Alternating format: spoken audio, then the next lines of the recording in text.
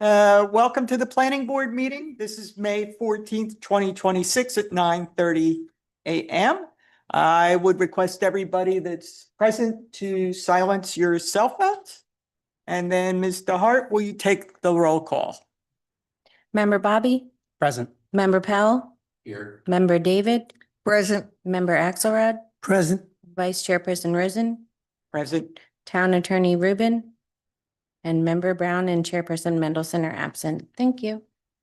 And now I'd ask everybody to rise for the Pledge of Allegiance.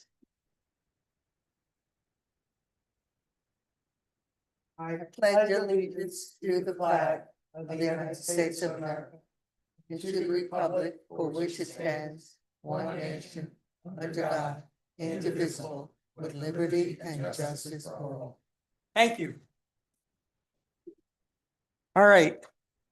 I'm going to call for a motion to accept the agenda as it was presented. So moved. Second. All in favor? Aye. Swearing in of the public. For those who are giving testimony or may give testimony, could you please stand and raise your right hands to be sworn in and provide testimony for the application or other issue with which you are affiliated? Mr. Hart, please swear everybody in. By the authority vested in me as a notary of the state of Florida, do you swear or affirm that the testimony that you're about to give is the truth, the whole truth, and nothing but the truth? Thank you. Approval of the minutes. We have minutes for two meetings in April 6th and April 9th. Are there any corrections to the minutes? Not hearing any. May I have a motion to approve the minutes as presented? So moved. Second. All in favor? Aye. Aye. Unfinished business, I believe there is none. New business. The first item is discussion of a proposed resolution adopting procedures for the initiation and adoption of town ordinances. With respect to this, I defer to Attorney Rubin. I'll take it. So the commission has been working on this for a while. Part of their strategic priorities was to develop a process for the adoption of ordinances. Now, the adoption of ordinances is statutory. There are statutory requirements. The statutory requirements are the minimum requirements that you must meet. Cities can impose their own requirements on top of those as long as those requirements are met.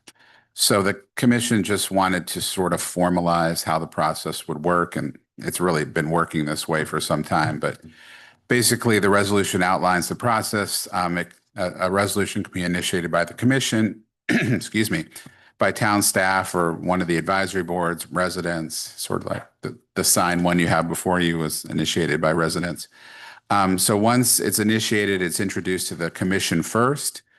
And then the commission, if the commission approves in concept, it directs staff to create a draft ordinance, and it may assign one of the members as a sponsor, may or may not, depends on the nature of the ordinance. Then it will go to the advisory boards. Now, anything that amends the land development regulations must come to this board because you are the local planning agency. You must provide a recommendation on all comprehensive plan amendments and all land development regulations amendments. But they may want to send it to other advisory boards to get their input. That's sort of at the discretion of the council, a commission. I'm used to council, sorry. Discretion of the commission. And then once the board considers it, they will forward their recommendations back to the commission. So then it will come before the commission on first reading. The commission will take public comment. They'll consider whatever recommendations, and they'll either adopt it on first reading or send it back for more modifications. We've had both things happen. And then if it goes back to advisory board, it'll kind of go through that process again, and then it'll come back to the commission for final hearing and adoption. You really can't, between first and second reading, you can modify an ordinance. You just can't change the nature of the ordinance. There's cases that say you can modify the language, but it can't change completely between first and second reading, or you have to start the process all over again. So, and then once the ordinance is adopted by the commission, it's implemented. So the town commission was very concerned about public participation, which is why they wanted to sort of delineate all the various steps to show that, that they want the public to form an integral part of this process. So there's many meetings before the commission, before the advisory boards, at least 2 hearings before the commission. But there is language in there that says, if the commission doesn't follow these steps exactly, it doesn't invalidate the ordinance as long as all the statutory requirements are met. There might be circumstances under which, things might have to move at a much more rapid pace. So as long emergencies, whatever the case may be, so as long as it follows the statutory procedures, it does not affect the validity. But the commission before, I think they've considered at least 3 times, I don't know. But before they wanted to finally adopt the resolution, they're sending it out to all the advisory boards. Just if you had any comments, we'll take that back to the commission.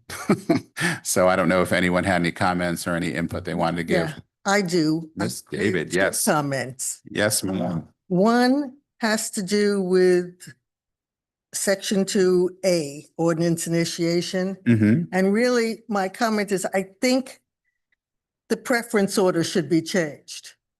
Okay. I think that you should have response to state or federal requirements first, because you don't have a choice about that. Well, that's true. So that should be first. And then I think staff or commission initiation should be second, advisory board initiation third, and then resident concerns fourth. Okay. And I also think that resident concerns, I don't know how you would make this clear, but it shouldn't be that somebody who goes to a meeting and makes a comment shouldn't think that that comment is going to automatically be presented as a potential ordinance, because there's a lot of work that goes into it, that if it's just kind of an offhand comment, you can't expect at the next meeting to see it come up as an ordinance. Yeah, and being on the commission for all those years, you know how it works. Basically, it'll come back to the commission and then the commission will decide whether it's worthy of an ordinance. But okay, I see your point. Yeah, but that's, Glenn, Okay. doesn't there have to be a sponsor for anything? Ordinances? Was There that- doesn't have to be, usually there is. So in, I believe we do talk about it in section B, it says, if approved in concept, which is that first meeting before the commission, the commission shall direct staff to research and create a draft ordinance and may assign, they didn't want to be tied to that, but they may assign one of the members as a sponsor. They've done that historically. I know, member Bobby, the access marine facilities were still, and we're still talking about it. We'll be talking about it today. It never dies, but yeah, it's not required, but that's generally what they do. Any Are there other? any other questions, comments?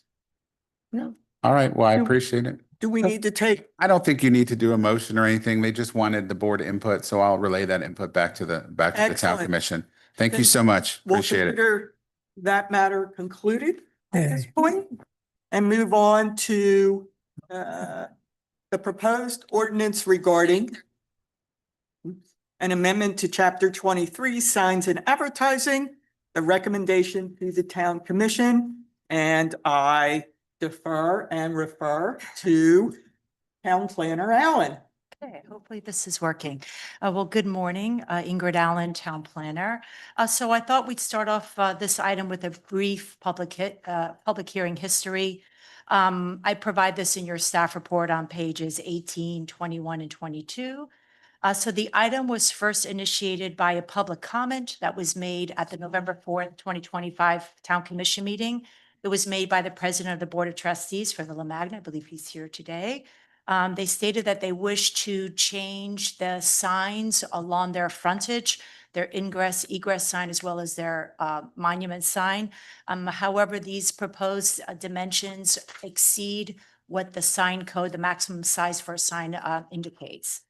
On December 2nd of 2025, the town commission discussed the item. Actually, the item was actually placed on the agenda, and consensus was to have the planning board consider appropriate standards for maximum sign size. How large is too large? Should larger condominiums have larger signs?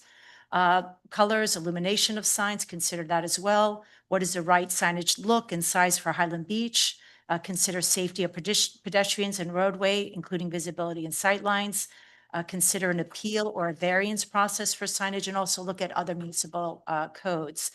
On January 8th, of 2026, if the board recalls, you all recommended some amendments to the town sign code. These include increasing the sign size using Boca Raton sign code as a reference. And I have that comparison table in your packets, starting on page 40 and 41, just to refresh your memories of what Boca's code says. Again, it's really more for multifamily, right? We also have Deerfield Beach and Delray there as well. You did ask or suggest or recommend allowing for a variance procedure for dimensional requirements and adding universal rules across all condos, subject to the criteria that the sign should fit in with the overall property and the building and use similar materials. On March 3rd of this year, the commission gave the following direction. They did want staff to go ahead and draft an ordinance. Their recommendation was to take the ingress and egress signs, which are currently at a max of 3 square feet, to move those to 32 square feet. The permanent sign maximum, which is 10 square feet, to move that also to 32 square feet. They did want to add a process for an appeal, which should first be considered by the planning board with a final decision by the town commission. And they wanted an appeal for an increase in the maximum square footage of a permanent sign that should not exceed 72 square feet. So you could appeal for a much higher maximum sign size. That 72 feet would not be specific to an ingress or egress because they're not per se permanent signs. When you look at the definition, the permanent sign is about identifying a property. Now on table 1, which is on page 19 of your packets, I show you the current maximum size regulations that we have in the town code and comparing to what Villa Magna was proposing. You can see those differences there. Now, I also wanted to mention in the commission's direction to the board, they wanted you all to be the advisory board if there is an appeal. But after some thought after the meeting, when you look at the ordinance, you'll see that it's actually the Board of Adjustment and Appeals. That's staff's suggestion. Obviously, the board, you can make your recommendation as you see fit. But keep in mind, the Board of Adjustment Appeals, not only does it have the word appeal in their title, but they look at a variety of variances, and they look at variances for floodplain, variances to the zoning code. They also look at different types of appeals for an interpretation of the zoning code, a determination of the zoning code. So we felt that, you know, with all that in play, that it would be the Board of Adjustment and Appeal, that would be the advisory board rather than the planning board. But again, the board can move forward with that as you see fit. On page 26 of your packets, which is the actual ordinance, you'll see the strike through and underline. So starting in the middle of page 26, that's for the ingress and egress that I mentioned earlier. It's currently 3 square feet. According to the direction from the commission would be 32. That's the same for the one permanent sign. Also on the bottom of page 26. On page 27, if you're an interpostal property, right, it says you can have another permanent sign at 10 square feet. That's been struck through and an underline of 32 square feet. And then on page 28 of your packets, you have the appeal language. And I will say we've pulled some of this language from the variance provisions that we have for floodplain. Sometimes you don't have to reinvent the wheel. And we also included some language from Deerfield Beach. Deerfield Beach has a sign variance process, not an appeal, but a variance process. So in addition to like the typical variance criteria you have, they had some additional text that we thought would work well with the with an appeal. So I'll have you all, you know, obviously you've had the chance to look at that. And just for some perspective, I found the biggest board that I could find in the building department. This is 12 square feet. So just to give you all some perspective, right? Our current code allows 10 square feet. So this is a little bit bigger. And, you know, we're looking at 32 square feet. So almost 3 times the size, a little bit less. So again, just for your perspective, I'll be glad to answer any questions. And with that, are there any questions from the board? Do we have a provision that any lighting has to comply with the turtle lighting standards? Well, we have in the turtle code, if there's anything on the west side of A1A, any light that you can see visible from the beach, you have to comply with the code. So even though you're on the west side, if it could be seen from the east, just, if you're got a lot of tall high rises on the east, that most likely won't happen, but we do have those provisions in our code. Yeah. Okay. Because we spent a lot of time on that. Oh, yes. Any Lots other of- comments? Yeah, the only other comment I have has to do with the appeal process. Okay. I mean, to be honest, 32 square feet sounded like a lot, but I wasn't here and I will just go to what everybody else thought was reasonable. But it seems like when you appeal for a variance, you've got to have very specific reasons to do so. And I think this is just a little loose. Just because somebody decides they have a unique building shouldn't be a reason to go bigger than 32 square feet, which is a good size. And I have no problem with the Bill and Magna signs. The perspective that they showed looked fine because it's in keeping with the size of the building. And also, quite frankly, I think a lot of our signs right now, you can't find the buildings you're looking for because they're too small. With that in mind, part of the appeal process says that it can't affect the aesthetic in the community. So I think, I hear you that it's loose, but I don't know that it could be any more specific. Yeah, That's kind of the dilemma in that wording. I get it. I just don't want to open us up to lawsuits because somebody decides that one Yeah. thing and yeah, it's, I understand the problem. I just have an issue with it. Yeah, I mean, these are pretty discretionary, but I think the language in there, there's enough there to justify, as the chair said, it does talk about aesthetics.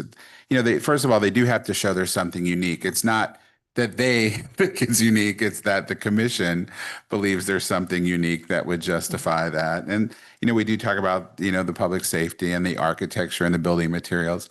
I think it's enough to give the town commission discretion really to do what it wants. And I think it would be very difficult for somebody to actually challenge that based on these criteria. I mean, I understand what you're saying. They're a little looser than a variance, but the commission wanted them a little looser than a variance. They didn't want it to be as tight and as specific as the variance criteria. So we were sort of walking a line here between giving discernible standards and not overreaching those standards. So, Which means that at some point, if somebody sues us, we'll go back and change it. well, Are there any more comments? So at this point, I'd like to call and see if there are any public comments. Any comments from the public? God bless you. Hold on, you got to stand up. you got to stand up. Have we sworn him in? You don't need, yeah, it's Just to make a comment. on a ordinance change, you don't need to be sworn in. I'm Gerald Benson. I'm the assistant manager at Villa Magna. Thank you for your time. I just wanted to add that part of the signage, the reason why we wanted to do it was for safety. So we have a lot of owners that don't live in our building, try to do a U-turn on A1A, which can cause a lot of problems. So one of the main points for doing the signage is for safety, not just Appreciate appearance. that. Okay, thank you guys so much. One comment is that 32 square feet sounds a lot, but when you make it 4 by 8, which is what it really is, it doesn't sound as big. Okay. That being, comments are now closed. Is there a motion to recommend the approval of this proposed resolution adopting procedures for the initiation, proposed ordinance regarding the amendment to chapter 23? So moved. Second? So just Art? to clarify, it's a motion to recommend approval. Thank Yes. you. Thank you. Member David, Yes. Member Powell, Yes. Member Bobby, Yes. Member Axelrod, Yes, Vice Chairperson Rosen. Yes. Thank you. Motion carries. All right. The next item is the proposed ordinance regarding the encroachment of a hard surface beyond the property line in order to provide access to a seawall, dock, or abutting intracoastal water beach area. a recommendation to the town commission. I refer this item to Town Planner Allen. Hey, good afternoon once again.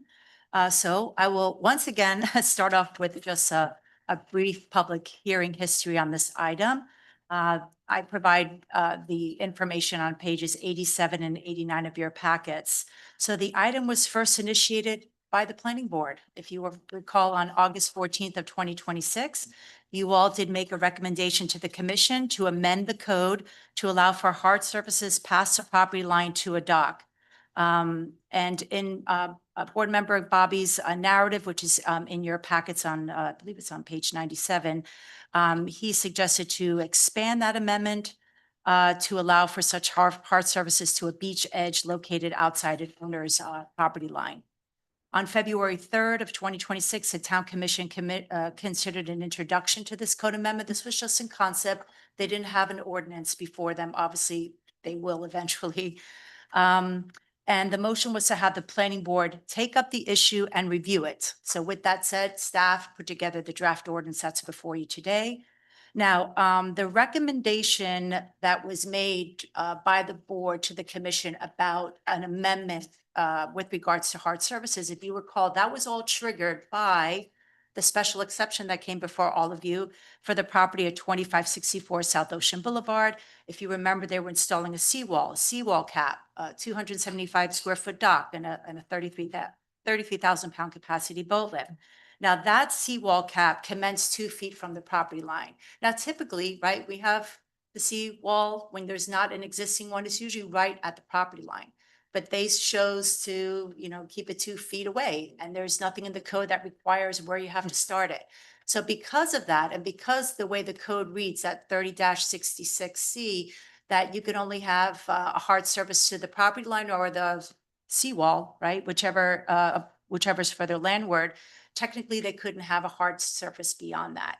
So you all approved that condition, that staff, again, as a proactive step, recommended that they have to provide turf or sod, right? So this proposed amendment deals with that issue. I provided on page 113 of your packet, those details, just to remind you of what 2564 looked like. I'd be happy to pull it up on a PowerPoint.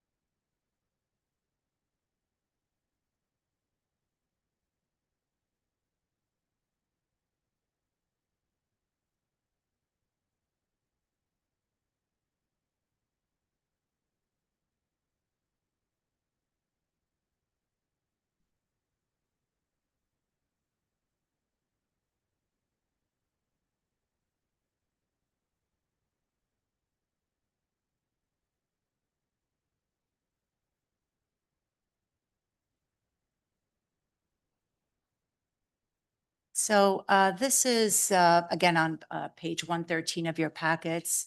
This is I'm sorry, I think I'm one behind. May have gotten cut off. Didn't happen to the PowerPoint. My apologies. I have it on my hard copy. Well, oh, there it is. Say, okay, so this is at 2564. That was a special exception that you all approved on August 14th. Again, here you have, the property line here. There's no existing seawalls, what we typically see. And their cap starts right here, which is 2 feet. Okay, and then what I had provided to the commission is some examples of other types of seawalls that we typically see. This is very common where you have an existing seawall that's going to remain, and then you have the new seawall cap, and the Florida Department of Environmental Protection and the Army Corps of Engineers will allow a new seawall in front of an existing. Can't be more than 18 inches in front. So this is typically what we see, and there's a hard surface that is allowed. It's reasonable to allow a hard surface between the existing seawall, the existing seawall cap and the new one at grade. And then we have this type of seawall scenario. This is 4320 intercoastal, where the initial seawall was actually on their property. And then they're proposing a new seawall. The existing seawall remains. The new seawall is right along the property line. So again, there are, many different scenarios, but just to give you all a little bit of perspective, I wanted to include that detail in your packets. So if we go to the actual ordinance as proposed, we could start on page 92. You could see the new language. So I'll go ahead and just read it in the record. That's again on the bottom of page 92. Notwithstanding the foregoing, such hard surfaces may encroach waterward of the property line for properties immediately adjacent to a waterway, canal, or lake for the sole purpose of providing access, and I think that's a key word here, to a seawall, dock, or abutting intercoastal waterway area, so long as the hard surface is compliant with all applicable provisions of this chapter. The government agency that regulates the waterway, canal, or lake approves said encroachment, and the property owner shall be responsible for the maintenance of all encroaching hard surfaces extending waterward of the property line. Now, because of this new language, we also had to make an adjustment as to how you measure a dock, and this is on page 94 of your packets. We do currently have a provision in our code which says that the measurement of the width or length of a dock is from the property line. However, if the board remembers, in January of 2025, the commission adopted new accessory marine facility regulations. And one of those new regulations was letter B. Again, if you're on page 94, you'll see letter B, which is that maximum width, the maximum combined seawall cap and dock width shall not exceed 8 feet. That provision intentionally did not have a measured from. Now, I know Mr. Bobby initially proposed these amendments many years ago, and in his initial proposal, he wanted it measured from the property line. But the board recommendation was not to do that, and then the commission adopted it that way. So now we're in a little bit of a conundrum, especially we have a property like 2564. So that's why we added this new language. When combined with the seawall cap, the measurement of the width or length of a dock would be landward of the seawall cap, as applicable. So it just kind of covers that reality that, again, we saw with this property. We may see it with other properties. And with that said, I'll be glad to address any questions. Chair, could I ask a question? Be my guest. I misunderstood the last part that we just talked about. So we have a dock, Yes, we have a seawall cap. That can't be more than 8 feet. right. Why does it matter where we're measuring it from? Are you trying to include this extra new land someone might have as part of that? Well, no, because the way the current code reads that the measurement of a width or length of a dock is from the property line. Obviously, in this case of 2564, they wouldn't be able to do it. Right. Now, you may think, well, why didn't you think of that? Why did you let them go forward? Well, we have this new regulation that you can have a seawall cap and dock at 8 feet, not measured from anywhere. So Why can't we just measure it, the width of the dock and the width of the seawall cap? Just measuring the length of the width of the surface. What does it matter why it's measured from somewhere? We have a dock that's 2 feet and a dock that's 5 feet wide and a seawall cap that's 3 feet wide. Why does it matter where we're measuring it from? again, I think it was more for a cleanup, unless you want Right, to remove because this. it said currently property line, so we had to clean that up. Yeah. Because you're right, it doesn't matter where it Right. is as long as it's 8 feet. So this way, if it starts past the property line, the 8 feet starts at the edge, so you're just measuring the So actual. we are doing. Yes, we're starting at the edge of the cap, so we're just measuring Perfect. the actual combination regardless of where it starts. Thank you. It's going to be 8 feet. Okay. We probably should have Well, tackled that when the. We existing- probably should have tackled that. But, this happens sometimes with codes. You realize, okay, properties now come in and they present themselves with a scenario that we really haven't seen, at least since I've been here. And then we have to adjust the code accordingly. Again, this Right. happens quite a bit. So if in it starts the past the municipal code. property line, they'll still get the 8 feet. Are there any other comments from the members? Now, if I, I was gonna Greg, say, I have comments on the Yeah. language you proposed, No. but I can wait on that if there's other no, questions I first. just have a question. Go for it. This is a safety measure, in essence, that we're talking about now, because that was to allow people to put a hard surface so that you're not walking over grass or something that may have the ability to have a sinkhole, Mhm. trying to get from your property to your dock. Okay, because that makes sense. You need a hard surface to get there or you have problems. Okay, that's logical. Further comment? I have comments and thoughts on the language proposed.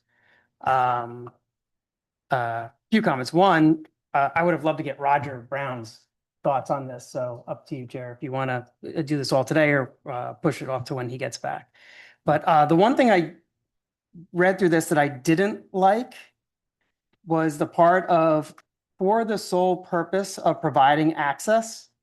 I know that was what we were talking about originally, but then I thought about this and I said, okay, there's actually both issues. It's a safety issue and it's also a quality of life issue, right? So safety issue for sure, you want to have some sort of hard surface access to get there. Fully agree. But quality of life issue, why should the rules be any different than any other part of the property? Like if you are allowed to do, and Ingrid, you can say what the rules are, but if you're allowed to do 40-foot wide deck up to the patio up to the edge of your seawall, why are we restricting that to not allow that for this new piece of land? Why not just take the rules that apply to the waterfront property and apply it all the way to where the seawall cap is? Why are we restricting it beyond that? Well, I think then you have people extending their rear property lines. Right, because it's not their part of their lot. So now this becomes their property because it's really not their property. It's within the waterway. Understood, but it's But still their use. functionally, they're going to use it as their property, understood, but But that's a quality of life issue. That's not a safety thing. Like, why are we restricting it? Is there a good logical reason to be restricting it besides, I can't come up And with I one. think the initial recommendation that the board made was about getting to a dock. Right, and that's the safety Right, part. So we need to right, have something. Right, and But again, why are we being more restrictive than what the current code says? What's the purpose of being more restrictive? Because just what they said, I the think- thought was that, if you put your dock 3 feet out and you're adding an extra 3 feet to the back of your property, Mhm. that wasn't something that we wanted to encourage. right. Yeah. I was going to say the same thing. I don't think it's something we want to encourage. And I think that then people will start doing it even more often because everyone will want to expand their, and make it, then it look like, as you're saying, well, they use it like the rest of their property, then everyone's going to want to say, hey, I can get 3 feet. I can get, I think that was the reason why. Well, it's not an inconsequential amount of money. If you're going to put a new seawall in, you're talking $150,000 on top of, adding fill and everything else. Number one. Number two, you can't do it on the canals very easily because Ingrid's got a marine expert that'll say, is it navigable or not? So it's really just on the direct intercoastal, which really isn't on our purview anyway.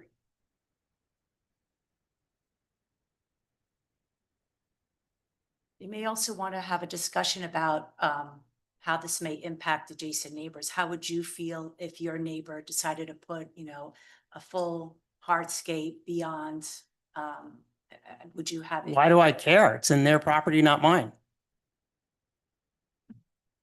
They can't do it all the way to the property line, right? There's side setbacks. Why should it be anything different? If they've added a little bit of extra land, why should it be anything different than the rules they're already subject to? Again, the board can discuss. Right. And look, it's a policy determination. So your recommendation could be that it be the whole thing.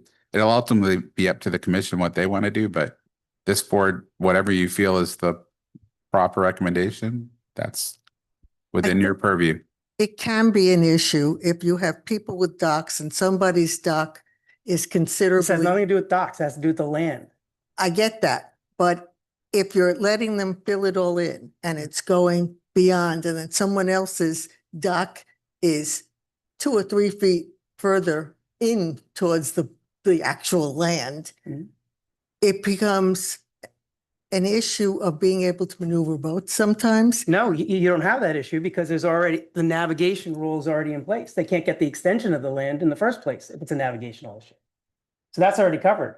Yes and no, because I was at Rick Greenwald's and he was showing things to me before, and it can create an issue. There is no issue anywhere close to Rick Greenwald's. I live next to him. The basin is 500 feet wide. I get that, but also think about when people, new building, and they go up higher, which they should. I mean, no question, it should all be higher because sea level is rising.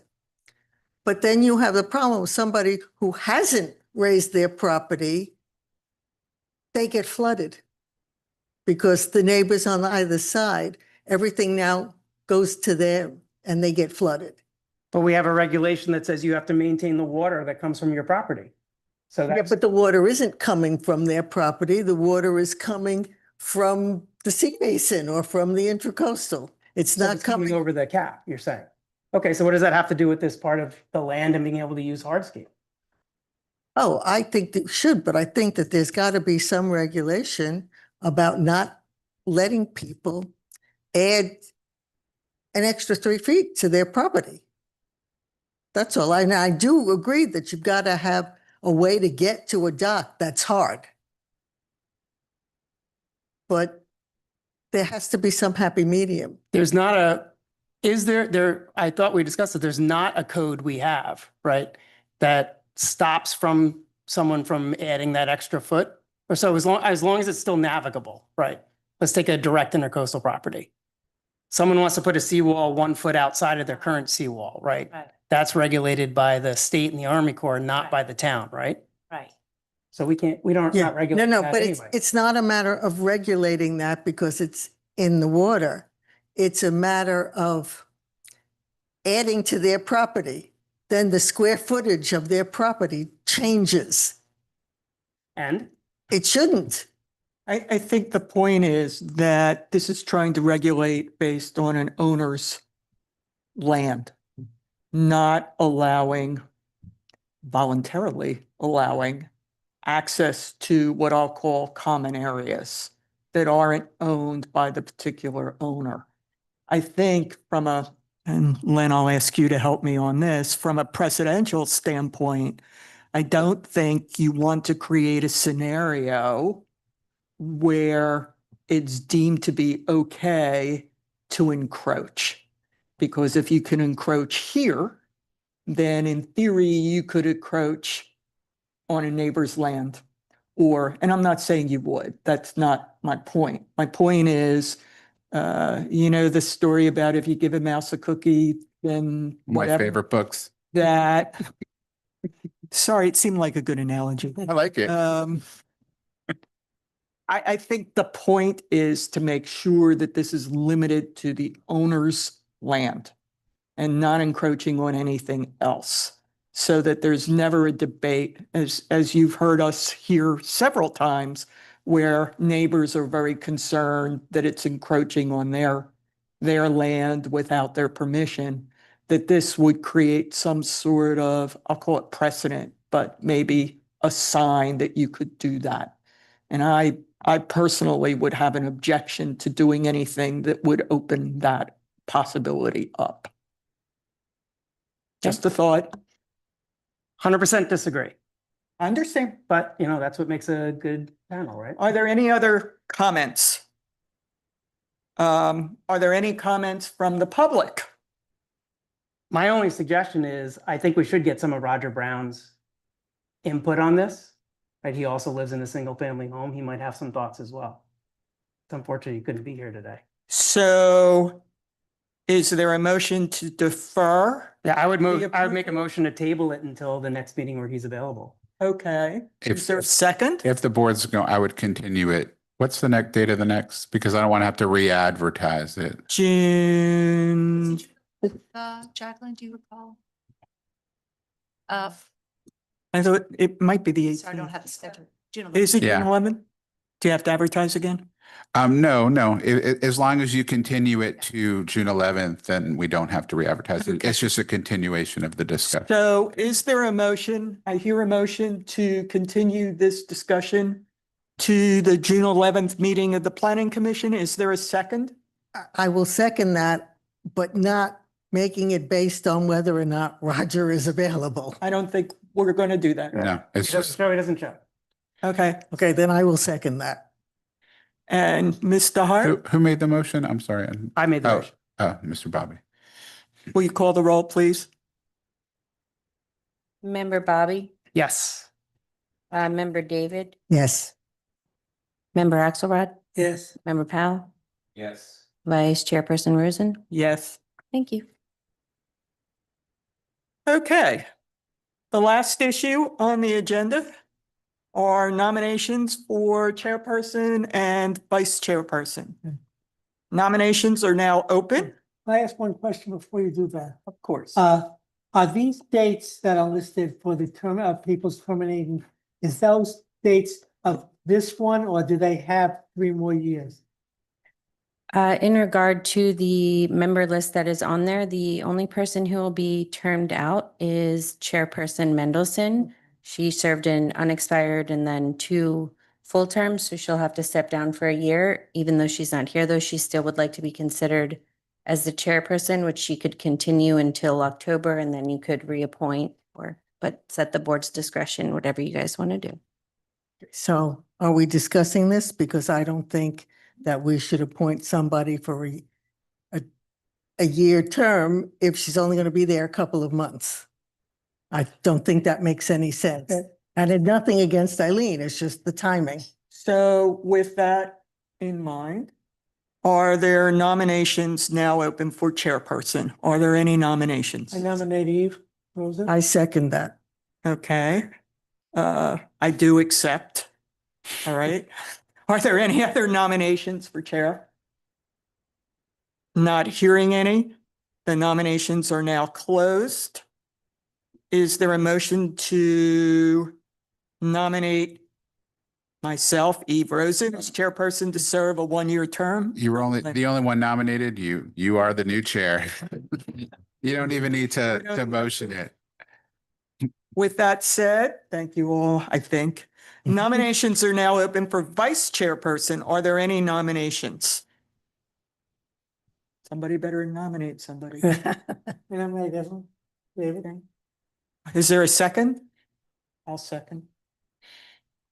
Okay, are there any other nominations? There we have it. All right.